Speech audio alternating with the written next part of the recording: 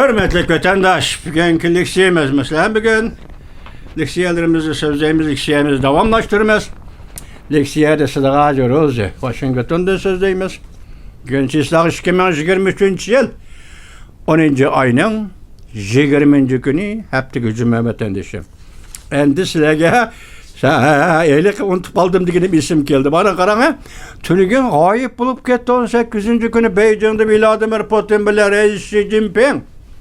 Söhbet koltuğa dedi ya süret yok, ya haber yok, ya söhbet koltuğa orunun sırtı yok dedik şundak mı ya?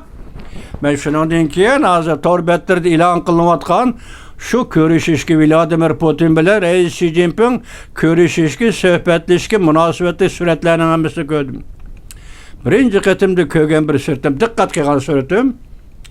Reis Xi Jinping sol tarafıda, on tarafıda ama menden karaganda on tarafıda Endonezya'nın prezidenti Dodoma, andın otlulukta sol tarafıda turduğu yer esli prezident Vladimir Putin'e kaldırılgan. Lekin o kişi yok. Onun da sel ötkendiler andın Kazakstan'ın prezidenti de kayıp. Birinci sep meydana kirip kilovatqa vakti vatandaşım. İkinci ketim körüp kalgan sürütüm yanınem boldu da mağaran kızıkçılığı qarap durun ha. Del şu görünüş. Lekin bu ketim on tarafta Kazakstan'ın prezidenti de kayıp mı yok. Rusya prezidenti Vladimir Putin, Reis Xi Jinping'in yeni turduğu Vladimir Putin mi yok? Kayada turduğudan 5-6 sep akırda, aksa oturdu bir yer turdu. Prezident Vladimir Putin nimiş kaldığı çıkanmadı. Nimiş Reis Xi Jinping'e bir katar turup mağanmadı. Vatandaşım. Bunun özü paket. Siz baha birişke tesavvur kılışkı layık paket. Eddin emas, men dep kelyapman go. Muşu ay, muşu günde Rusya, Cungo birleşip Amerika karşı turdu dismi senin haddin emas. Lekin teşvikatçılar teşvik kıldı bunu. Paket mana. Başta nima dedik? 18. günü gayip bulup ketken günü Birleşken Devletler Teşkilatı'da 51 devlet Amerika, Angliya, İsrailya, Ukrayna başçılığıda. Ortak beyanat Uyguristan'da kişilik hukuk meselesi.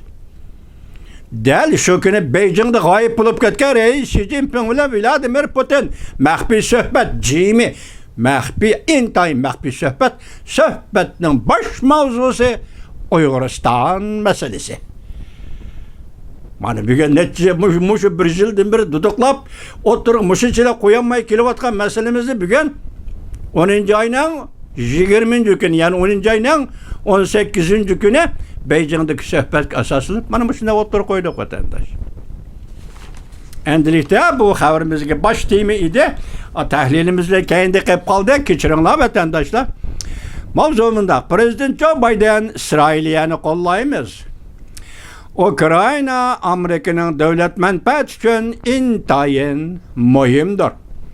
Dep görsettim mavzulu haber 10. ayının 20. gün Amerika avazının Xitay Tel programı ilan kılındı. Haber bundak başlandı.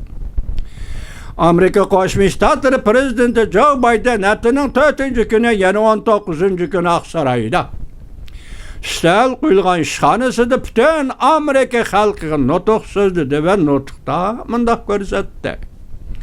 İsrailiya bilan Ukraynaning urushda g'alaba qilishi bu Amerikaning bexatarligi uchun intayin muhim. Prezident Joe Biden Amerikaning İsrailiya Ukrayna ishlariga arilishining sabablarini sharhlab o'tdi. Prezident Joe Biden Amerika Davlat Majlisiga bir necha milliard dollar harbiy yordam berish Ukrayna, İsrailiya, Tayvanga mushu davlatlarga qatorliq davlatlarga yordam berish talabini Davlat Majlisida o'ttirib qo'ydiganligini bildirdi.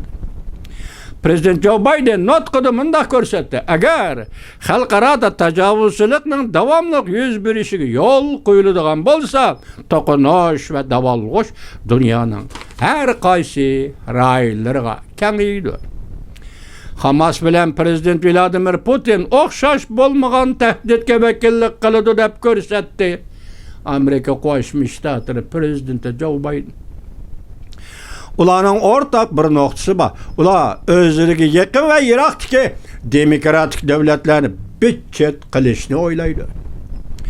Prezident Joe Biden bundaq ko'rsatdi. Men davlat majlisiga jiddiy pul ajratib berish to'g'risida iltimos qildim. Ajratiladigan pulning miqdori kelar yili taxminan 100 milliard dollarga yaqinlashadi. Bu iltimosning mazmuni ata, ya'ni juma kuni e'lon qilindi. Bugun jumladan Ukraina, Isroiliya, Tayvan qatorliq davlatlarga yordam berishni va insonparvarlik yordami va chegara boshqarishni mablag' bilan ta'minlashni o'z ichiga oladi. Prezident Joe Biden bundaq ko'rsatdi. Bu mablag' oqilona mablag'. Bu mablag' oqilona mablag' selishdir. Bir necha avlod Amerika xalqi bundan manfaatlanadi. Prezident Joe Biden 90'dan bir kun burun İsrailiyani ziyorat qildi. Ziyorat jarayonida Prezident Joe Biden İsrailiya Hamas to'qinishida İsrailiyani qo'llaydiganligini bildirib, Gaza rayonida falastinliklar texmi ko'p insonparvarlik yordami beradiganligini ilgari surdi. Aqsaray bundaq ko'rsatdi. Prezident Joe Biden Aqsarayda 90'dan burun Ukraina prezidenti Zelenskiy bilan telefonda suhbatlashdi va Amerikaning bor kuchi bilan Ukrainani qo'llaydiganligini bildirdi. Aqsarayda bir nafar yuqori darajalik amaldor bundaq ko'rsatdi.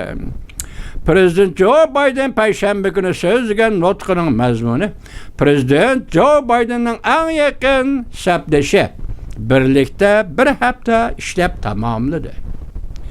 Prezident Joe Biden İsrailiyadan Amerika qaytish safarida aeroplanda o'ltirib bu nutqning originalini tayyorladi. Yana bir xabar.